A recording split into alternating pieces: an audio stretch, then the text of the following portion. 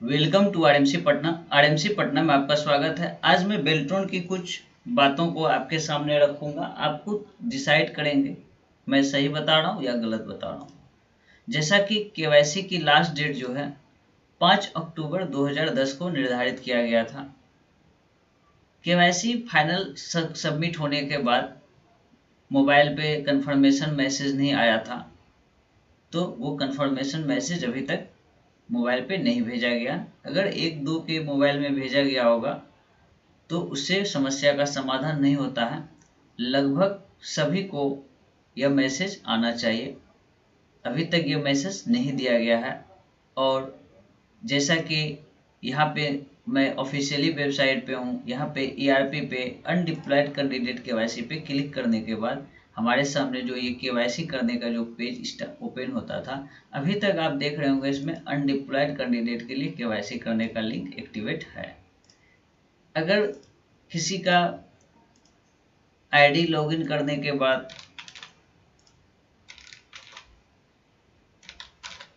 इस तरह की समस्या आएगी, जैसा कि आपके सामने भी दिखेगा, you will not be able to log in, KYC not done yet.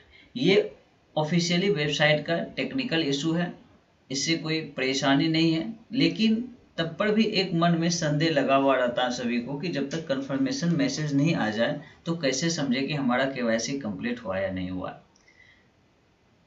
समय समय पर बेल्ट्रॉन वालों की तरफ से अपने वेबसाइट में चेंजिंग कर दिए जाते हैं। जब सबसे पहले हम लोग अनडिप्लॉयड कैंडिडेट पेज के केवाईसी के पेज पे आते थे तो वहाँ पे फॉरगेट पासवर्ड का ऑप्शन दिया जाता था, उन्होंने हटा दिया। फिर उसके बाद कुछ दिनों बाद लॉगिन हुआ कुछ लोगों का। फिर उसके बाद अभी फिर से ये इस तरह का मैसेज दे रहा है। किसी के सिस्टम पे ये सारा कुछ भी नहीं डिस्प्ले हो रहा है।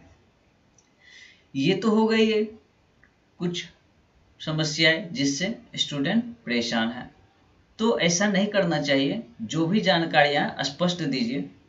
चलिए मैं बेल्ट्रॉन की कुछ बातों को आपके सामने रखता हूं और आप लोग खुद डिसाइड कीजिए कि वो बातें सही है या गलत है। जैसा कि मैंने यहाँ पे देखिए टाइटल बना के रखा है, बेल्ट्रॉन कर रही बदमाशियां। कैसे बदमाशियां कर रही आप भी इसे देखें। सबसे पहली बात मैं करता हूँ, ज्वाइनिंग से जुड़ी कोई भी जानकारी क्यों नहीं दिया जा रहा, पहली। और नेक्स्ट देख रहा हूँ, इलेक्शन विभाग जो है 150 डाटा एंट्री ऑपरेटर की मांग की गई थी, परंतु बेल्ट्रॉन द्वारा उस विभाग को डाटा एंट्री ऑपरेटर नहीं भेजा गया। जबकि 2018 वाले भी कुछ डाटा एंट्री जो है पास आउट कैंडिडेट बचे हुए हैं, उसे वो भेज सकती थी, उन्होंने उन्हें वहां नहीं भेजा। अब क्यों नहीं भेजा, इसके पीछे का रीजन तो मैं क्लियर नहीं पता कर पाया हूँ। हो सकता है कुछ इशू रहा हो या कुछ बदमाशियां करने की मन भी रही हो या मनसा रही हो। तो इलेक्शन विभाग ने जो 150 डाटा एंट्री ऑपरेटर की मांग की थी, इन्होंने डेली बेसिस पर डाटा एंट्री ऑपरेटर को रख लिया है, क्योंकि आगे इलेक्शन के काम में उसका उपयोग किया जाएगा। नेक्स्ट, सचिवालय राजस्व विभाग से भी इसका एग्जैक्ट डाटा नहीं पता है कितना डाटा एंट्री ऑपरेटर की मांग की गई, लेकिन सचिवालय राजस्व विभाग से भी बार बार डाटा एंट्री ऑपरेटर मांगा गया, लेकिन डाटा एंट्री ऑपरेटर नहीं भेजा गया। इसके पीछे क्या रीजन है ये भी नहीं पता है। सचिवालय राजस्व विभाग ने भी जो है डेली बेसिस पे इन्होंने भी डाटा एंट्री ऑपरेटर को हायर कर लिया है। नेक्स्ट देखिए, प्रत्येक जिला स्तर पर सिविल कोर्ट ने भी डाटा एंट्री ऑपरेटर की मांग की, परंतु एक भी डाटा एंट्री ऑपरेटर उसे नहीं भेजा गया। अभी तक फिलहाल सिविल कोर्ट जो है कोई भी डेली बेसिस पर डाटा एंट्री ऑपरेटर को इन्होंने अभी तक हायर नहीं किया है। नेक्स्ट है 10+ ITI कॉलेज है जिन्होंने डाटा एंट्री ऑपरेटर की मांग की है। बेल्ट्रॉन अभी भी इस पर चुप्पी साधे हुए, इन्होंने उनका कोई रिप्लाई नहीं किया है। इन्होंने भी अभी डाटा एंट्री ऑपरेटर की बहाली अपने स्तर से नहीं की है।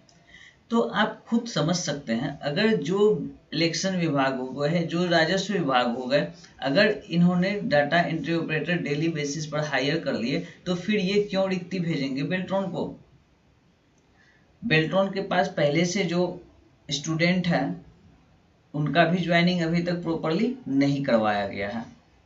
और केवाईसी में तो देख ही रहे हैं, आंख मिचौली का खेल जो है खेला जा रहा है।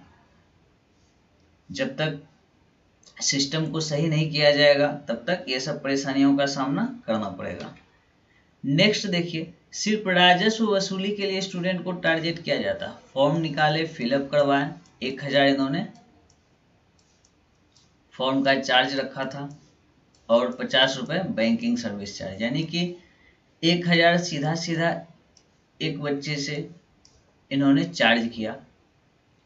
तो 1000 चार्ज करने के बाद इतनी अच्छी सुविधा प्रोवाइड तो करवा नहीं रहे हैं, जबकि एसएससी फॉर्म फिलअप करवाती है 100 रुपये लेती है, बैंक जो फॉर्म फिलअप करवाती है 600 से लेके 750 करवा लेती है चार्ज, और अलग अलग टाइप की एजेंसियां जो है मैक्सिमम 500 चार्ज करती है। कुछ कुछ एजेंसियां हैं जो कि 750 तक चार्ज करती है। इससे आगे लगभग जितनी भी रिक्रूटमेंट एजेंसियां कोई चार्ज नहीं करती हैं, जबकि इसके कंपैरिजन में अगर मान लिया जाए एसएससी, सीएचएसएल या एक छोटी सी पोस्ट की भी बात कर लें एमटीएस की, वो पीटी कंडक्ट करवाते हैं, मेंस कंडक्ट करवाते हैं।